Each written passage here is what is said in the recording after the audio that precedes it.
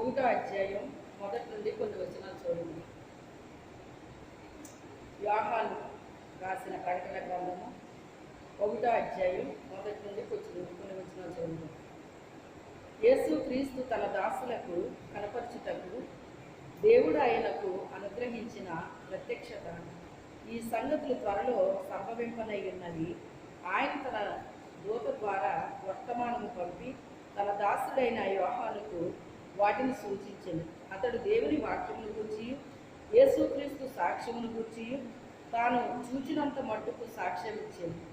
సమయము సమీపించినది గనుక ఈ ప్రవచన వాక్యములు చదువువాడును వాటిని విని ఇందులో వ్రాయబడిన సంగతులను గైకొని వారును ధన్యులు. చిన్న ప్రార్థన చేసుకున్నాం. స్తోత్రం నాయన, స్తోత్రం తండ్రి, స్తోత్రం ప్రభా. అత్యున్నత సింహాసనంపై ఆశీనుడైన నా తండ్రి, నా కోట, నా శైలమ, నా ఆశ్రయదుర్గమ, నా విమోచకుడ, ప్రాణప్రియుడ, రక్షకుడ, మీకు వందనాలు స్తోత్రాలు తండ్రి. ఆకాశ మహాకాశంలో పంటజాలం తండ్రి, మీకు వందనాలు స్తోత్రాలు తండ్రి. పరిశుద్ధాత్మదేవుడా, మీరే కార్యము చేయండి నా ప్రభా. నా తండ్రి, నా తండ్రి, నా తండ్రి, ఈ యొక్క నా ప్రభా నాయన వాక్యములు ఉండేటువంటి గూఢమైన సంగతి, రహస్యమైన సంగతులు మీ రాజ్య మార్మాలను తెలియజెప్పండి నాయన. నా తండ్రి, నా తండ్రి, దీర్ఘాలు మరుగుపరిచి మాట్లాడుతండి. పరిశుద్ధాత్మదేవుడా, మీరే కార్యము చేయండి నా ప్రభా. నీకే స్తోత్రాలు తండ్రి, వందనాలు ప్రభా నాయన. ఆత్మ ప్రభువాను మీకు వందనాలు స్తోత్రాలు చెల్లించుకుంటున్నాం ప్రభా. యేసయ్య నా తండ్రి, నా తండ్రి, కూడి వచ్చిన బిడ్డలందరిని బట్టి వందనాలు స్తోత్రాలు తండ్రి నాయన. ఇంకా రావాల్సిన బిడ్డలు త్వరగా రావడానికి సహాయం చేయండి. మరి ప్రయాణాలన్నీ క్షేమకరంగా జరిగించిన ఆయన పరిశుద్ధాత్మదేవుడా, మీరే కార్యము చేసి సహాయం చేయమని యేసు అతి పరిశుద్ధ నామములో అడిగి వేడుకొనిచున్నాము తండ్రి. ఆమేన్. హల్లెలూయా. ఇక్కడ మరి యోహాను గారు ఆయన చూచినంత మట్టుకు నేను సాక్ష్యం ఇస్తున్నాను అని చెప్పేసి ఆయన చెప్తున్నాడండి. ఏం చూచాడు ఆయన, ఏం సాక్ష్యం చెప్తున్నాడు ఆయన, ఏం చూశాడు, ఏం చెప్తున్నాడు అని చెప్పి మనం ఆలోచించినట్లయితే చూడండి, యేసు ప్రభు వారు ఆయన 12 మంది శిష్యుల్ని పిలుచుకున్నాడండి. 12 మందిని పిలుచుకున్నాడు ఆయన. పిలిచినప్పుడు మరి వాళ్ళు ఒక్కొక్కరు ఒక్కొక్క పనిలో ఉన్నారండి. భూమి మీద ప్రతి ఒక్క మనిషి కూడా మరి కష్టపడి బ్రతకాలని ఆదిలోనే దేవుడు చెప్పాడు. ఎప్పుడు చెప్పాడండి? అవ్వ ఆదాము తోటలో ఉండి జీవవృక్ష ఫలాలు కోసుకుని తిన్నప్పుడు చెప్పాడా? ఎప్పుడు చెప్పాడు? మరి ఆజ్ఞాతి క్రమమే పాపము, ఆజ్ఞాతి క్రమమే పాపము, ఆ ఫలాన్ని తినొద్దు అని దేవుడు చెప్తే ఆ ఫలాన్ని తిన్న తర్వాత పాపం వాళ్ళలో ప్రవేశించిన తర్వాత ఇక ఈ తోటలో ఉంటే ఈ జీవవృక్ష ఫలాలు తినేసి మీరు ఇలా జీవించేస్తారు, ఇక మీరు ఇందులో ఉండొద్దు, బయటికి రండి అని చెప్పేసి వాళ్ళని బయటికి రమ్మని అప్పుడు వాళ్ళతో మరి అక్కడ ఒక సంభాషణ జరిగింది, మీకు అందరికీ తెలుసు.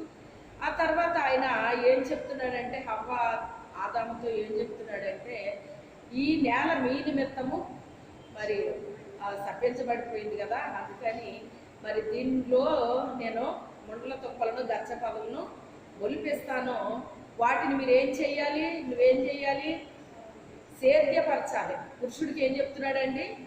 నువ్వు సేద్యపరచాలి, కష్టపడి నువ్వు వ్యవసాయం చేయాలని చెప్తున్నాడండి. సేద్యం అంటే ఏంటి?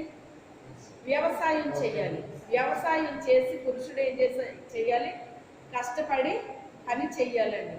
అంటే స్త్రీ సుఖపడమనే.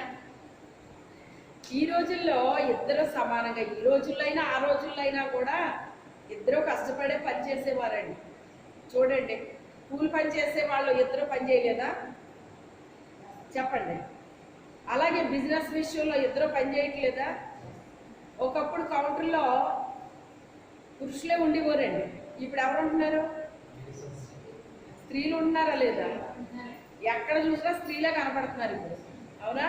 అంటే ప్రతి రంగంలో కూడా ఆనాటి నుంచి ఈనాటి వరకు కూడా స్త్రీలే ఉంటున్నారండి. అంటే అప్పటి కాలంలో తక్కువ, ఇప్పుడు కాలంలో ఎక్కువైపోయారు. అప్పటి కాలంలో ఏంటంటే స్త్రీ బయటికి రావాలంటే ఆ పరుగు మర్యాద అది ఇది మంట కలిపేస్తారా, ఇలా చేస్తారా, అలా చేస్తారా అన్నట్టుగా ఉండేవారు. ఇప్పుడు ఇంకా అవేమీ పట్టించుకోకుండా స్త్రీలు అన్ని రంగాల్లో కూడా ఎక్కడికి వస్తారు. ముందుకు వచ్చేసాడు. అయితే ఏది ఏమైనప్పటికైనా ఇక్కడ పురుషుడు కష్టపడి ఏం చేయాలి? పని చేయాలండి. ఆ రీతిగా ప్రతి ఒక్కరు కూడా ఏదో ఒక పని కలిగి ఉన్నారా లేదా? ఏదో ఒక పని, అలానా పని అన్నది ఉండదండి. ఇక్కడ అందరికీ ఒకటే పని ఉండదు, ఒక్కొక్కరికి ఒక్కొక్క పని ఉంటుంది.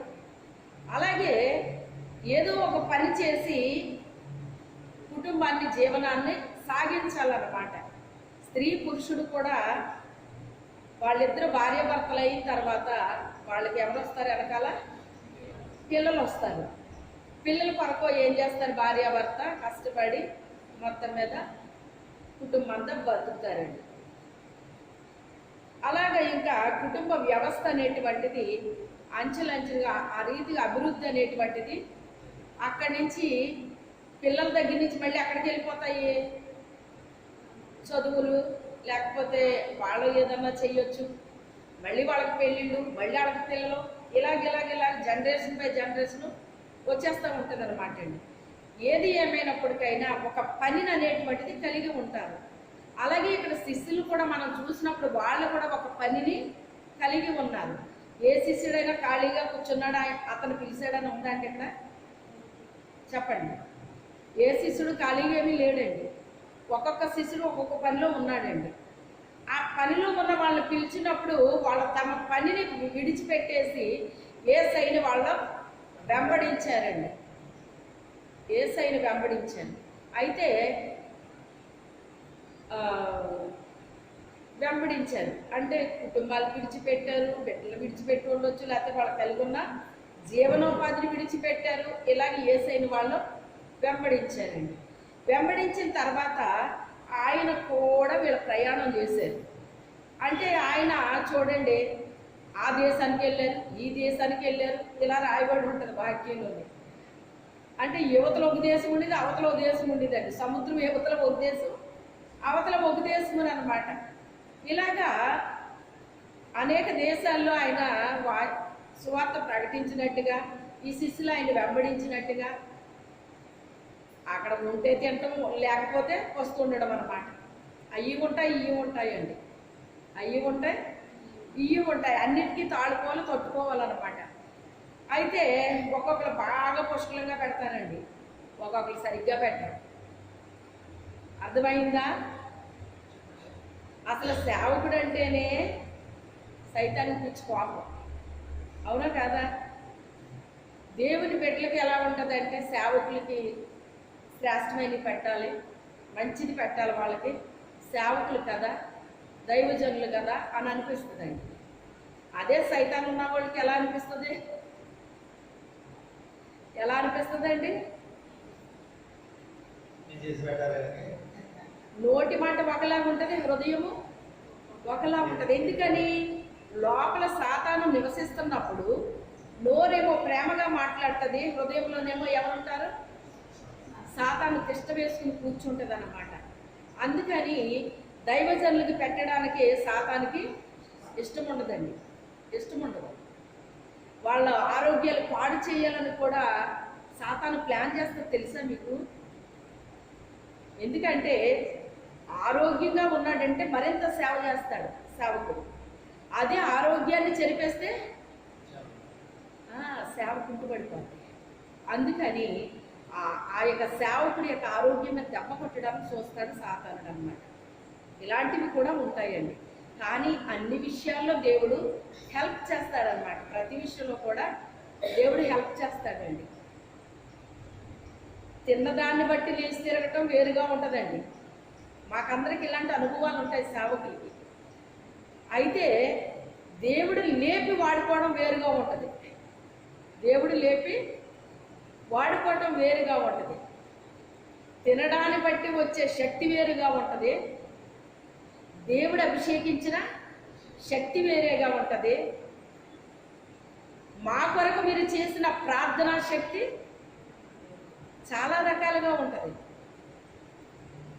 ఎక్కడైతే ప్రార్థన ఎక్కువగా ఉంటుందో అక్కడ పెద్ద బలాన్ని ఉపయోగించే అవసరం ఉండదండి. కత్తికి పదును ఉందనుకోండి, పెద్ద బలాన్ని ఉపయోగించే అవసరం ఉంటుందా? కత్తికి పదును లేదనుకోండి, ఎంత బలాన్ని ఉపయోగించాలి? చాలా బలాన్ని ఉపయోగించాలి కదా. అలాగే ఎక్కడ ప్రార్థన ఉందో అక్కడ వాక్యం చెప్పడం ఈజీగా ఉండదు. ఎక్కడ ప్రార్థన లేదో అక్కడ వాక్యం చెప్పలేదు. అర్థమైందా? చెప్పలేదు. ఎందుకంటే చాలా ఉంటాయి అక్కడ. వాక్యం చెప్పనివ్వండి, చెప్పనివ్వు.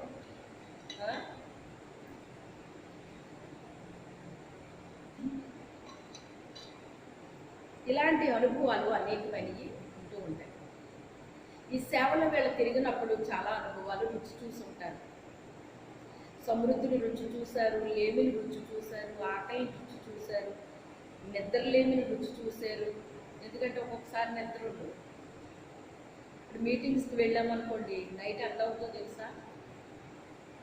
భోజనం చేసేటప్పటికి 2 అలాగవుతుంది, పడుకునేటప్పటికి 4 అలాగవుతుంది. ఎందుకంటే అయిపోగానే మళ్ళీ పడుకోవటాలనుకుంటాం. నేనైతే నైట్ అవుట్లు కూడా చేసిన రోజులు ఉన్నాయి. నాకు మీటింగ్ అయిపోయాక ఆ నైట్ అవుట్ కూడా చేసిన రోజులు ఉన్నాయి. నాకైతే నిద్ర వచ్చేది కాదు నాకైతే. ఇక ఎంత మాట్లాడినా, వాళ్ళకి ఎంత చెప్పినా నాలో నుండి అది పొంగి పొర్లేటట్టుగా అనిపించేది అన్నమాట అండి. మనం నిండిపోయినప్పుడు ఒక గ్లాసు వాటర్ పోసినా అది ఏమైపోతుంది? బయటకు వచ్చేస్తుంది. అలాగా దేవుని యొక్క వాక్యముతో మనం ఎప్పుడైతే నిండిపోయామో, పరిశుద్ధాత్మ దేవుడు మనల్ని నింపేశాడో, పొంగి పొర్లి అనుభవంలోకి వచ్చేస్తామండి. ఇంకా అలా చెప్పే కొద్ది ఏమొచ్చేస్తుంది? అది జీవధార మనలో నుంచి. మరి జీవధారే కాదంట, హృదయాన్ని కాపాడుకుంటే దార వస్తుందట. విశ్వాసం అనే ఆత్మను పొందుకుంటే, పరిశుద్ధాత్మను పొందుకుంటేనట నది వలె ప్రవహిస్తామంటండి. దేవుడు నది వలె ప్రవహిస్తామన్నమాట. ఇంకా ప్రవాహం ఎవరు ఆపలేరండి. ఇక్కడ ఎంతగా ప్రవహించినా దానికి ఇంకెవరు ఏం చేయలేరండి. అది ఆ ప్రవాహం వచ్చేస్తూ ఉంటుందండి. ఈ రీతిగా శిష్యులు తమ జీవనోపాధిని విడిచిపెట్టారు, తమ గృహాలను విడిచిపెట్టారు, తమ యొక్క కుటుంబాన్ని విడిచిపెట్టారు, అన్ని విడిచిపెట్టారండి. యేసయ్యతో తిరుగుతున్నారండి.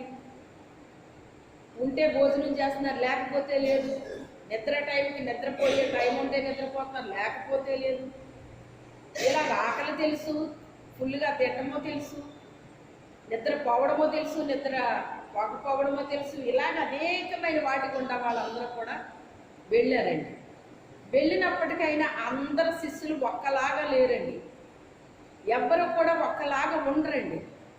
సంఘం అంటే సంఘంలో ఉన్న ఒక్కొక్కరు ఒక్కొక్క విధంగా ఉంటారు. దేవుళ్ళు అందరూ ఒక్కలాగా ఉండరండి. అందరూ ఒకే వాక్యాన్ని వింటారు, అందరూ ఒకే మందిరానికి వస్తారు. కానీ ఒకేలాంటి హృదయాలు ఉంటాయి అందరికీ, ఒకేలాంటి మనసులు ఉంటాయి అందరికీ, ఒకేలాంటి ప్రార్థన చేస్తారు అందరూని, ఒకేలాంటి ఆరాధన చేస్తారు అందరూని. ఒకేలాంటిది ఎప్పుడూ ఉండదండి. ఏ వ్యక్తి హృదయాన్ని బట్టి ఆ వ్యక్తి జీవితంలో జరుగుతూ ఉంటుంది. ఇక్కడ 12 మంది ఉన్నప్పటికైనా 12 మంది కూడా 12 రకాలుగా ఉన్నారని చెప్పుకోవచ్చు. మనం 12 రకాలుగా ఉన్నారని చెప్పుకోవచ్చు. అందులో ఇప్పుడు చూడండి, యేసు ప్రభు శ్రమ పడినప్పుడు నాతో కూడా మీరు రండి ప్రార్థన చేద్దామని పిలిచాడు. ఎంతమందిని పిలిచాడు ఆయన? ఎవరాళ్ళు? పేతురు, యోహాను, యాకోబు, ముగ్గురు పిలిచాడు ఆయన. చూడండి, మనతో కాస్త ఏకీభవించే వాళ్ళని మనం పిలుస్తాం, కానీ అందరిని పిలుస్తామా అండి? రండి నాతో కలిసి ప్రార్థన చేయండి అని ఎవరిని పిలుస్తాం మనం? కాస్త మనతో ఏకీభవించే వాళ్ళని, మన మనస్సుతో ఏకీభవించే వాళ్ళని, మనల్ని అర్థం చేసుకునే వాళ్ళని, మన కొరకు భారాన్ని కలిగి ఉన్న వాళ్ళని. మరి 12 మందిని ఎందుకు పిలవలేదు ఆయన? ముగ్గురినే ఎందుకు పిలిచాడు ఆయన? అంటే 12 మందిలో వీళ్ళ ముగ్గురు కాస్త వాళ్ళ మీద వీళ్ళు బెటర్ అని అనుకోవాలన్నమాట. అంతే కదండి. లేకపోతే 12 మందిని రండిరా మీరు అందరూ నా కోసం ప్రార్థన చేద్దరు కానీ అని పిలవాలి కదా మరి ఆయన. మరి 12 మందిని ఎందుకు పిలవలేదు ఆయన? వీళ్ళ ముగ్గురే పిలిచాడు. పిలిస్తే వీళ్ళు కూడా ఏం చేశారండి? నిద్రపోయారు. ఆయన ముందుకెళ్ళి ఆయన ప్రార్థన చేస్తున్నారు. ఎలా చేస్తున్నారు? ఆయన చాలా వేదనతో, రోదనతో, కన్నీళ్లతో ఆయన తన యొక్క ప్రార్థన అర్పిస్తూ ఉన్నాడు, దేవుడికి అర్పించుకుంటున్నాడు. అది చెప్పాలంటే చాలా భయంకరమైన వేదన అన్నమాట అండి అది. ఇక చనిపోయే టైం దగ్గర పడింది అని తెలిస్తే ఆ వ్యక్తి పరిస్థితి ఎలా ఉంటుంది? ఆయన శరీరంలో నుంచి రక్తము కారిందని ఉంటుందండి. శరీరంలో రక్తం ఎందుకు వస్తుందో తెలుసా? శరీరంలో ఉన్న నాళాలన్నీ పగిలిపోతే అప్పుడు బ్లడ్ వస్తుందటండి. ఎందుకు బ్లడ్ వచ్చింది అంటే అంత హైలో వచ్చేసింది అంటండి. బ్లడ్ ప్రెషర్ వస్తుంది కదా, అంటే బీపీ, అసలు అంత బీపీ వచ్చింది అంటండి. ఆయనకి రైజ్ అయిపోయింది అన్నమాట. ఇక ఆయన తట్టుకోలేనంత ప్రెషర్ రావడంలో ఆ నరాలన్నీ కూడా ఏమైపోయినాయి అంట? పగిలిపోయినాయి అంటండి. ఒకసారి మా మేనల్లుడు ఇలా చెప్పాడండి, కొంతమందికి హార్ట్ కంప్లైంట్ వచ్చిన వాళ్ళకటండి, ఏదైనా హార్ట్ కొంచెం నొప్పి వస్తుంది అన్నప్పుడట ఏమీ లేదు, చాలా సింపుల్ చిట్కా ఇది, తెలియక చాలామంది అలా చేస్తారు. అది ఆ బ్లడ్ ప్రెషర్ అనేటువంటిది ఎక్కువైపోద్దటండి వాళ్ళకి. ఎక్కువైపోయినప్పుడు ఏమీ అవసరం లేదు, ఇక్కడ ఈ వేడిలో ఏదైనా సరే ఇలా పట్టుకుని గట్టిగా పట్టుకుని చిన్న సూది పిన్నిస్తో ఏదైనా సరే చిన్నగా అలా గుచ్చాలటండి. మరి ఇది ఇప్పుడు ఎందుకు వస్తుందో నాకు తెలియదు. ఇక ఇలా గుచ్చితే అప్పుడు బ్లడ్లో వచ్చేస్తుంది కదా, ఆ ప్రెషర్ తగ్గుతుందటండి. ఈ బ్లడ్ రావడంలో ప్రెషర్ తగ్గుతుందటండి. అప్పుడు హార్ట్ అటాక్ రాదటండి. అది చాలా సింపుల్ చిట్కా. అది తెలియక చాలామంది అలా చెయ్యరు. చెయ్యక చాలా అది ఫేస్ చేయాల్సి ఉంటుంది. కొంతమంది అయితే ప్రాణాలే పోగొట్టేసుకుంటారు. ఇది చాలా సింపుల్ అని చెప్పేసి అప్పుడు చెప్పాడు అన్నమాట. అయితే అవునా నిజమా అంటే నేను నిజం అని చెప్పేసి అన్నాడు. సరే దాని సంగతి అలా ఉంచుదాం. ఆయనకి అంతలా వచ్చిందటండి. ఇక నేను ఇలా అవుతాను కదా, ఇక నన్ను పట్టుకుని సిలువ వేస్తారు కదా, ఇక నేను ప్రాణాన్ని అర్పించాను, సిలువ మోయాలి, ముండ్ల కిరీటం పెడతారు, కొరడా దెబ్బలు కొడతారు. ఇవన్నీ ఆయనకు ముందే ఇవన్నీ కూడా తెలుసండి. తెలియకుండా యాక్సిడెంట్లుగా జరిగేదానికి ఎవ్వరూ భయపడరండి. తెలిసి చిన్నది జరుగుతుందంటే ఎంత భయం వచ్చేస్తుందో మనిషికి, అవునా కాదా? చాలా భయం వచ్చేస్తుందండి, చాలా భయం వస్తుంది మనిషికి. ఎవరికైనా ఏముంటుందో తెలుసా? ఎంత ధైర్యవంతులకైనా ప్రాణభయం అనేటువంటిది ఉంటుందండి. ఆ టైం వచ్చినప్పుడు తెలుస్తుంది. భయం ఉందో లేదో ఎప్పుడు తెలుస్తుంది? ఆ పరిస్థితి వచ్చినప్పుడు తెలుస్తుంది అన్నమాట. అయితే మొత్తం మీద ఆ టైంలో యోహాన్ గారు అక్కడ ఉన్నాడండి. నా కోసం కొంచెం సేపు ప్రార్థన చేయండి అంటే వీళ్ళు ఏం చేశారు? నిద్రపోతున్నారు. ఆయన చేసుకుని వచ్చారట. వచ్చేసరికి ముగ్గురు నిద్రపోతున్నారు. నిద్రపోతుంటే లేపారట. ఆయన లేచి కాసేపు ప్రార్థన చేయండిరా, నా కోసం నా టైం వచ్చేసింది, కాస్త ప్రార్థన చేయండిరా అంటే అలాగే బాబు అలాగే అనేసి లేచారట. మళ్ళీ ప్రార్థన మొదలెట్టారట. ప్రార్థన మొదలుపెట్టారు. ఆయన దూరంగా కాస్త వీళ్ళకి దూరంగా వెళ్ళారట. ఆయన ప్రార్థన చేసుకుంటున్నారు. చాలా వేదనతో ఆయన ప్రార్థన చేస్తున్నారు. దుఃఖంతో, కన్నీళ్లతో, రోదన ధ్వని చేస్తున్నాడు. ఎంతగా రోధిస్తున్నాడంటే ఆయన, తండ్రి నీ చిత్తమైతే ఈ పాత్ర నా యొక్క నుంచి తొలగించు అన్నాడు. ఆ మాట వచ్చింది అంటే ఆయన ఎంత ఆ వేదనకి గురైతే ఆ మాట వస్తుంది మీరు చెప్పండి.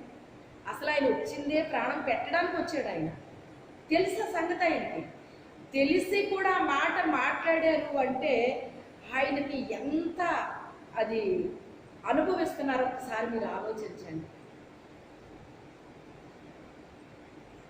ఈ చిత్తం అయితే గిన్నె నా యొద్ద నుంచి తొలగించండి అని మళ్ళీ వెంటనే క్షణంలోనే తేరుకుని ఈ పని నేను చెయ్యాలి కదా, అందుకే కదా నా తండ్రి పంపించాడు అని మళ్ళీ క్షణంలో ఆయన తేరుకుని, అయినా నీ చిత్తమే జరిగించయ్యా. ఏదో బాధ కొద్దీ అలా అన్నాను, కానీ అసలు నేను వచ్చింది అందుకు కదా, అందుకే వచ్చి మళ్ళీ నేను ఎలా మాట్లాడాను ఏంటి అని క్షణంలో తేరుకున్నాడండి ఆయన. ఎందుకంటే ప్రభు మమ్మల్ని పిలిచిన పిలుపు మేము మర్చిపోమండి. మమ్మల్ని ఎన్నుకున్న ఆ ఏర్పాటుని మేము మర్చిపోమండి. మాకు కొన్ని బాధలు వస్తాయి, కొన్ని అనుకొని అన్నీ మేము అనుభవించాల్సిన పరిస్థితులు వస్తాయండి. అలాంటి టైంలో మేము మనిషిగా బాధపడతాం కదా, మనుషులుగానే పుట్టాం కదా, మేమేమైనా దేవదూతలాగా పుట్టాము.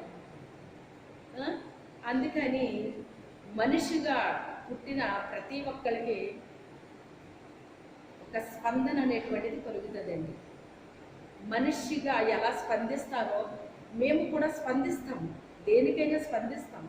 కానీ మా పిలుపు, మా ఎన్నిక, ఏర్పాటు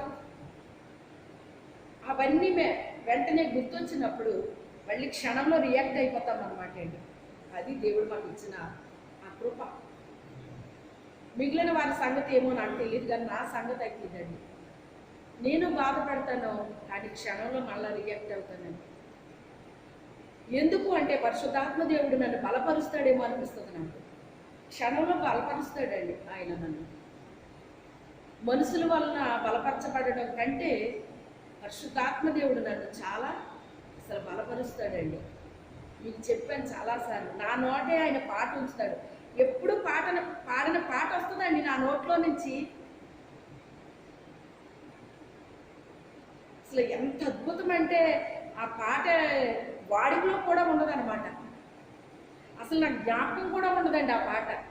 అలాంటి పాట నా నాలుగులో పెట్టేస్తాడండి ఆయన. నా నాలుగు పాడుతుంటే అప్పుడు నా శరీరం ఆ పాటను పెట్టదన్నమాట. విని వెంటనే వాదార్పు వచ్చేస్తుంది అనమాట అండి.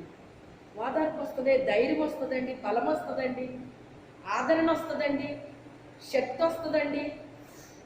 ఇలాగ ఏం చెప్పను, ఆ టైంకి నాకు ఏది అవసరం అది వచ్చేస్తుంది అనమాట అండి.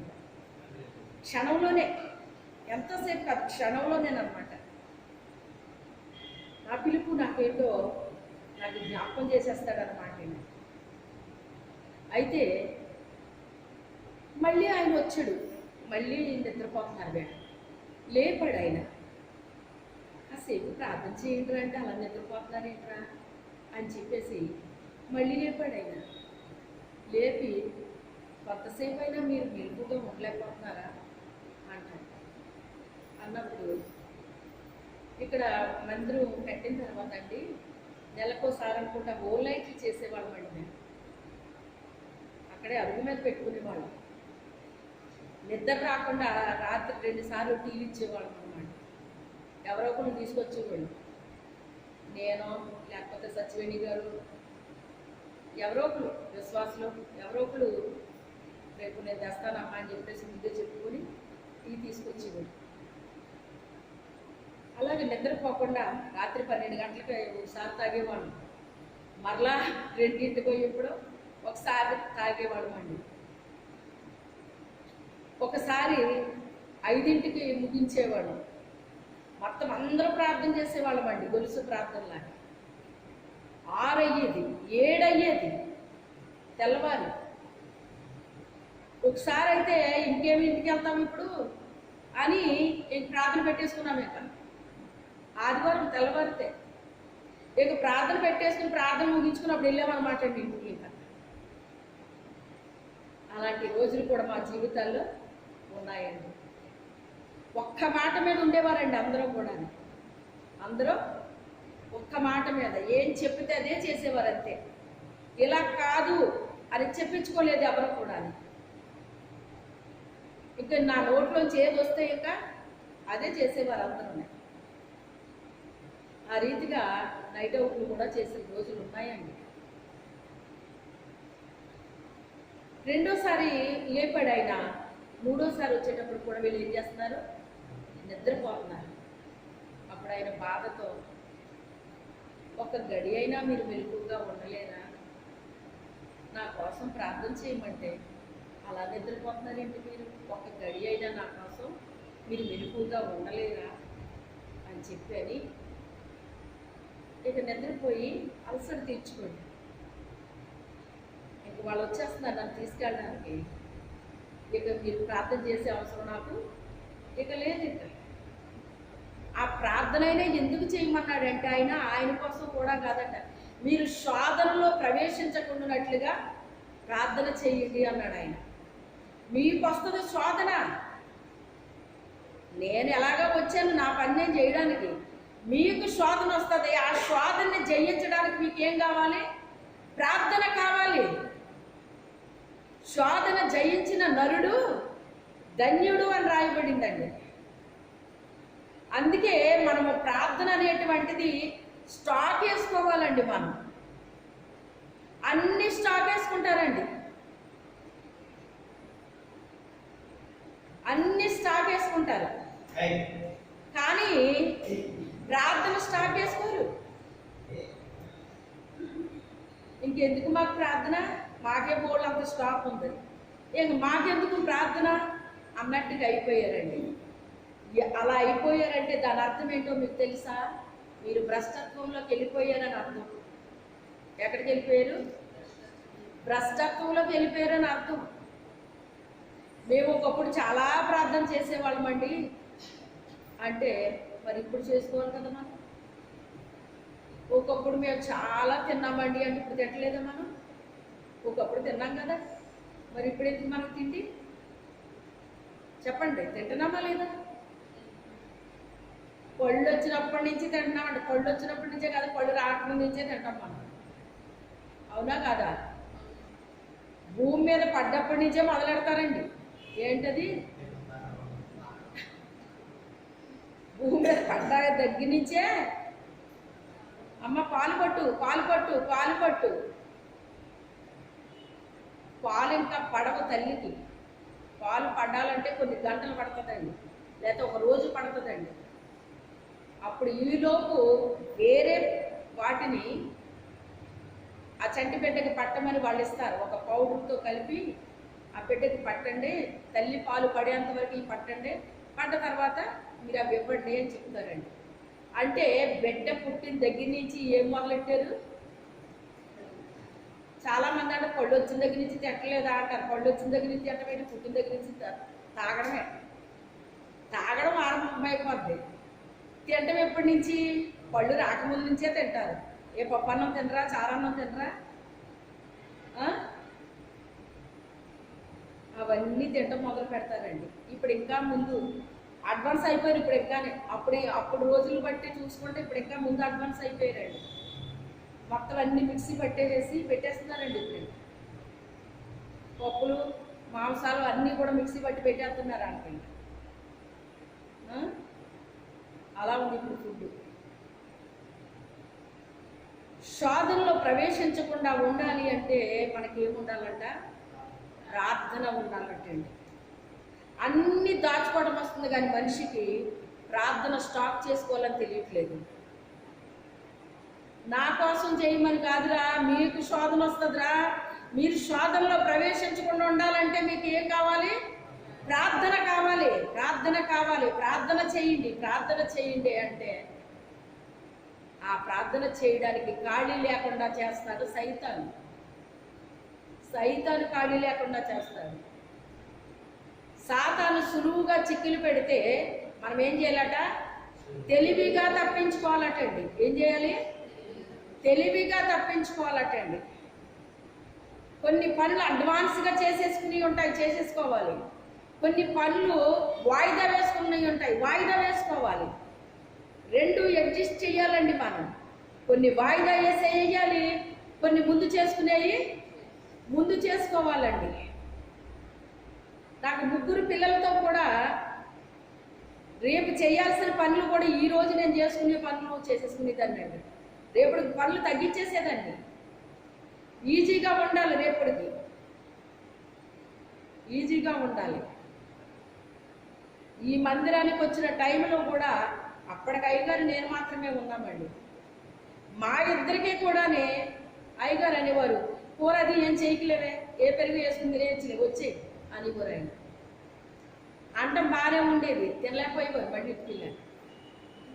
ఆయన సంగతి నాకు తెలుసు కనుక భర్త సంగతి ఎవరో తెలుస్తుంది, భార్యకే తెలుస్తుంది. నోటి మాట అందరికీ తెలుస్తుంది, ఆయన హృదయము భార్యకు తెలుస్తుంది అండి.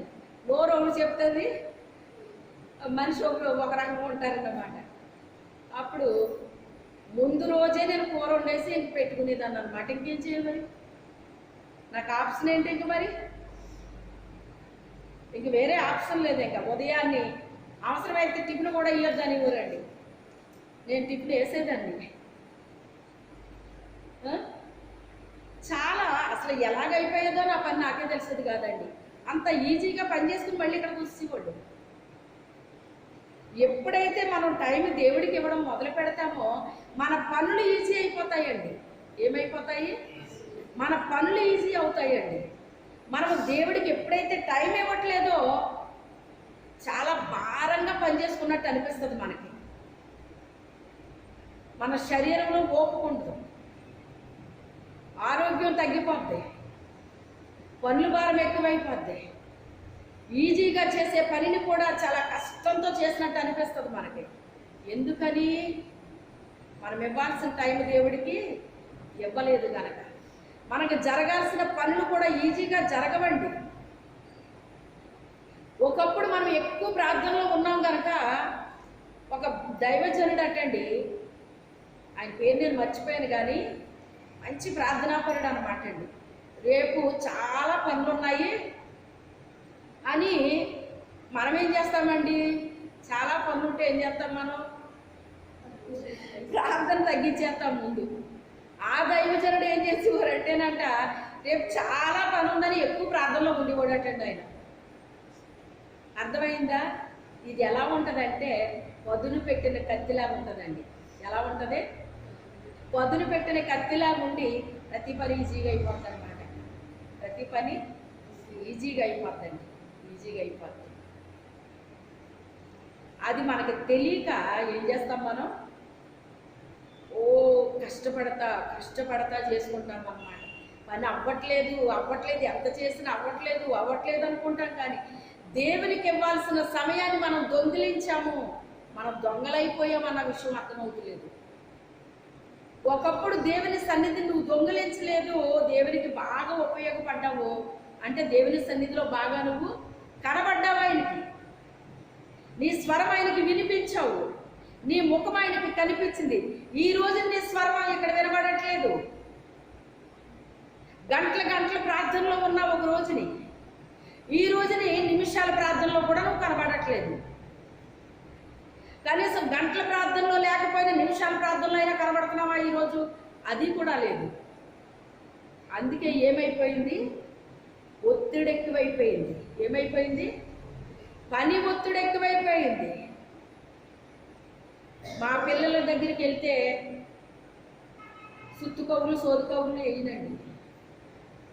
దేవుడికి సమయం ఇవ్వండి, దేవుడికి సమయం ఇవ్వండి, దేవుని సన్నిధిలో గడపండి అని లోపాలను చూపిస్తానండి. వాళ్ళలో ఉన్న లోపాలు ఏంటో వాళ్ళకి తెలియపరుస్తాను. చూడు, నువ్వు గతంలో ఇలా ఉన్నావు, ఇప్పుడు ఇందులో నువ్వు తగ్గావు, ఇందులో నువ్వు బాగానే ఉన్నావు, ఇందులో ఇలా ఉన్నావు, అన్ని లోపాలు చెప్తానన్నమాట. ఏ లోపం ఉందో, ఎందులో ఎలా ఉన్నారో అది సరి చేసుకోండి అని చెప్తానండి. ఎందుకంటే నా పిల్లలు దేవుని వాక్యాన్ని అనుసరిస్తున్నారని వినుట కంటే నాకు సంతోషము, దానికంటే ఎక్కువ సంతోషం ఏమీ లేదంటాడు. నా పిల్లలు సత్యమును అనుసరించి నడుస్తున్నారని నేను వినడం కంటే ఇంకా గొప్పది ఏది కూడా నాకు లేదు అంటారు. నా బిడ్డలు అనగా నా శరీర బిడ్డలైనా ఆత్మీయ బిడ్డలైనా ఎలా ఉండాలని నేను కోరుకుంటాను. మీరు సత్యమును అనుసరించి నడవాలని నేను కోరుకుంటాను. మీరు అన్ని విషయాల్లో చక్కగా ఎదగాలని కోరుకుంటాను. అన్ని విషయాల్లో దేవునికి కనబడాలని నేను కోరుకుంటాను. మంచి ప్రార్థనా జీవితాన్ని మీరు కలిగి ఉండాలని నేను కోరుకుంటాను. ఉన్నది పోగొట్టుకోవడం కాదు, లేనిది పొందుకోవాలి. ఒకవేళ ఒకప్పుడు ఉన్నది పోగొట్టుకుంటే మరలా తిరిగి అది మీరు ఏం చేయాలి? సంపాదించుకోవాలి. సంపాదించుకోవాలి. తప్పిపోయిన కుమారుడు ఉన్నాడండి, అన్నీ పోగొట్టుకోలేదు అతను. కానీ భయంకరమైన స్థితిలోకి వచ్చిన తర్వాత అప్పుడు తండ్రి గుర్తొచ్చాడా రాలేదా? మరి తండ్రి తట్టు తిరిగాడా లేదా? తిరగడమే కాదు, తండ్రి దగ్గరికి వచ్చాడండి. అలాగే దేవుని వైపుకు తిరగాలి. దేవుని వైపుకు తిరగడమే కాదు, దేవుని దగ్గరికి మరలా నువ్వు తిరిగి వచ్చేసేయాలి. అప్పుడు ఆయన ఆ పందులతో వాటితో తిరిగామంటారా, దరిద్రపు వాసన నువ్వుని, చెండాలు కూడా వెళ్ళి స్నానం చేసిరా అన్నాడండి. ఆయన ఏం చేశాడు? పరుగున వెళ్ళి మెడ మీద ముద్దు పెట్టుకున్నాడు. ఏ వాసన రాలేదా అబ్బాయి దగ్గర? కానీ ఎందుకు ముద్దు పెట్టుకున్నాడు?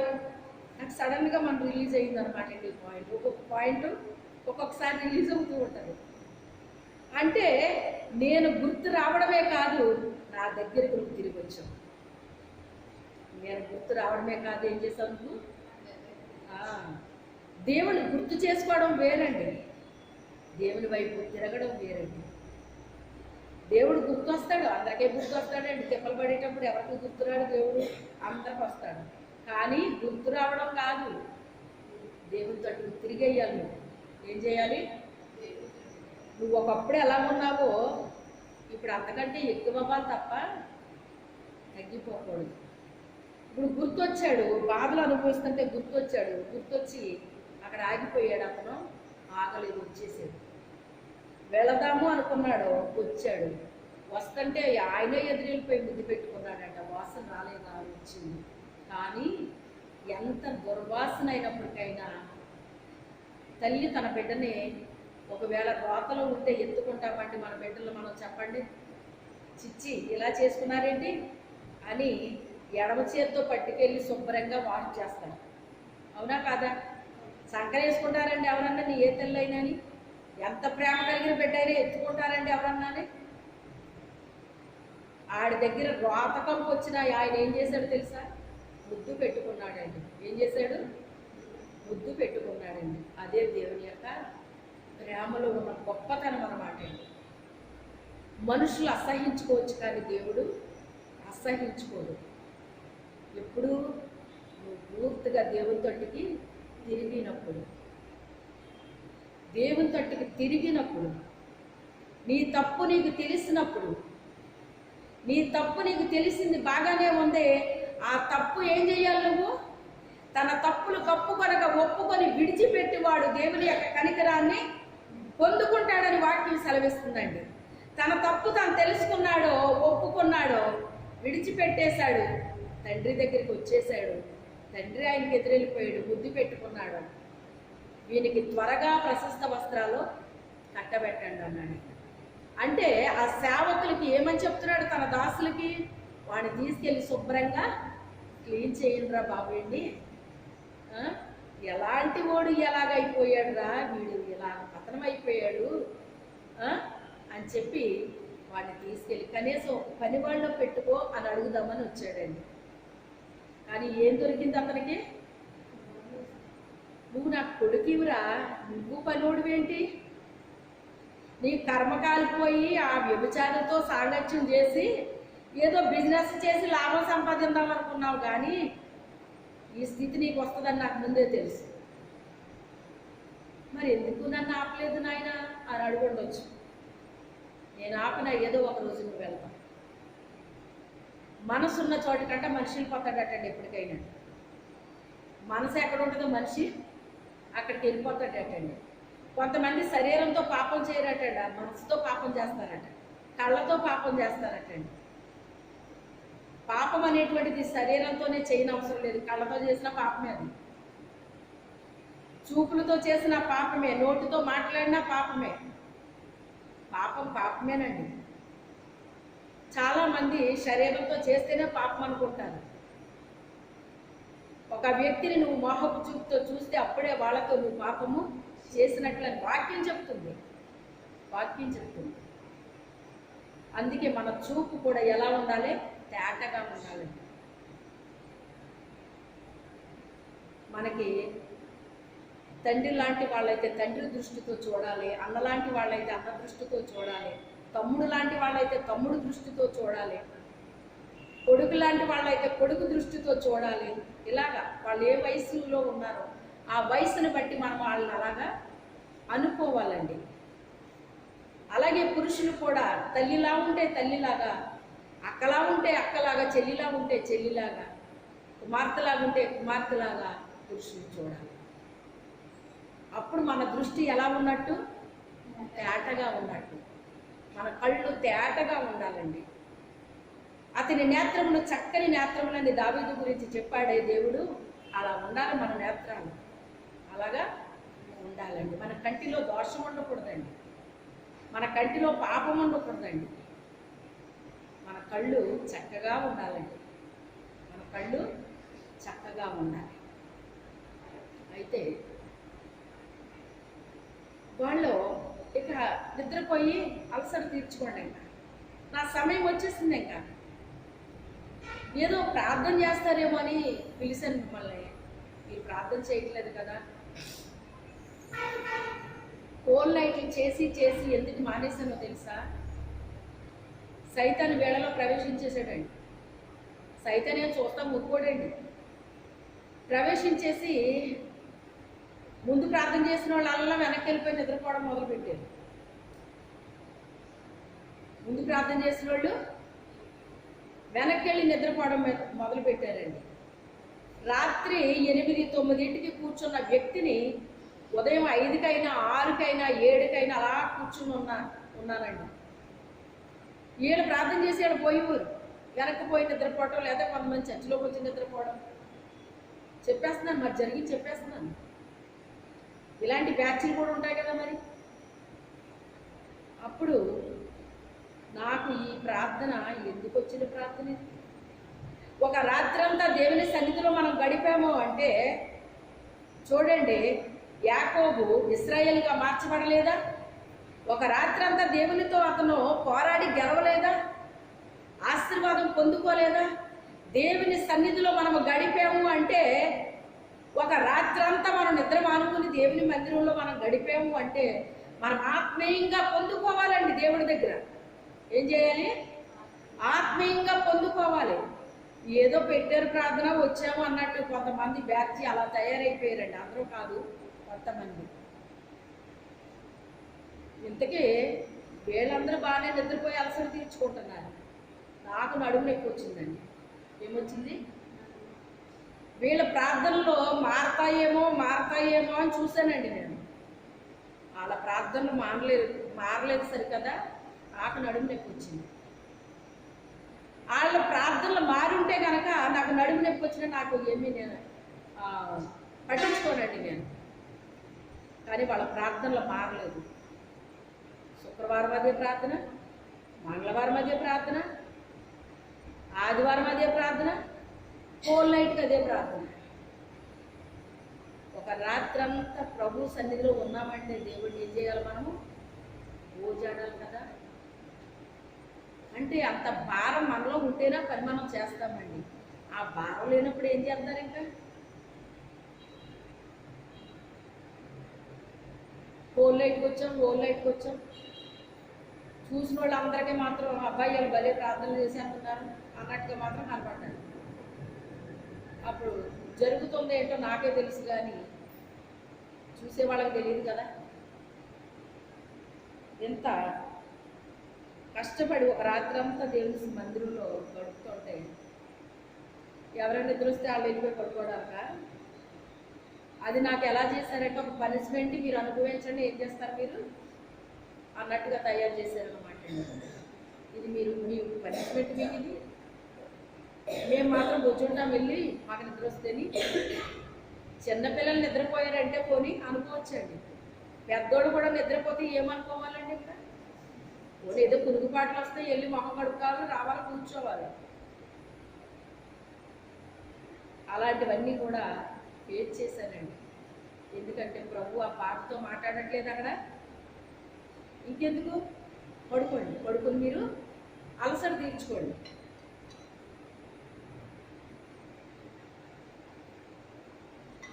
నా టైం వచ్చేసింది. నేను వెళ్తాను, ఇంకా నన్ను తీసుకెళ్ళడానికి వస్తున్నారు, నేను వెళ్తాను. మీరు పడుకుని ఏం చేస్తారు? అలసట తీర్చుకోండి. పాపం చాలా అలసిపోయారు కదా, చాలా పని చేసి వచ్చారు కదా మీరు, అంతే అలసిపోయారు. అలసట తీర్చుకోండి అంటే దాని అర్థం ఏంటి మరి? ఏంటండి దాని అర్థం? మీరు చాలా అలసిపోయి వచ్చారు కదా, అందుకని మీరు అలసట తీర్చుకోండి. ఇక నా టైం వచ్చేసింది, నేను వెళ్తాను. ఇంకా వాళ్ళు వస్తున్నారు నన్ను తీసుకెళ్ళడానికి, ఇక నేను వెళ్తాను. ఇంక మీరు పడుకుని ఏం చేస్తారు? అలసట తీర్చుకోండి. మీరు శోధనలో ప్రవేశించుకున్నట్లు మిమ్మల్ని ప్రార్థనలో ఉండమని చెప్పాను నేను. ఆ పని మీరు చెయ్యలేదు. అందుకే ఆ పని చెయ్యకే యేసుప్రభు అంటే నాకు తెలియదని అబద్ధం చెప్పడం లేదు ఆయన. ఎందుకని? అదే ప్రార్థనలో ఉండుంటే కనుక అలా చెప్పకపోయేవాడు ఏమవుతుంది? ఆ శక్తిని పొందుకునేమో, ఆ ధైర్యాన్ని పొందుకునేమో. ఆ ప్రార్థనలో లేక అబద్ధం చెప్పేసి శోధనలో ప్రవేశించుకున్నట్లు ప్రార్థన చేయమన్నారు. భ్రష్టాత్మ లాస్ట్ దినాల్లో సంఘాలను కమ్మేస్తుందని ఉంది, మనుషుల్ని కమ్మేస్తుందని ఉందండి.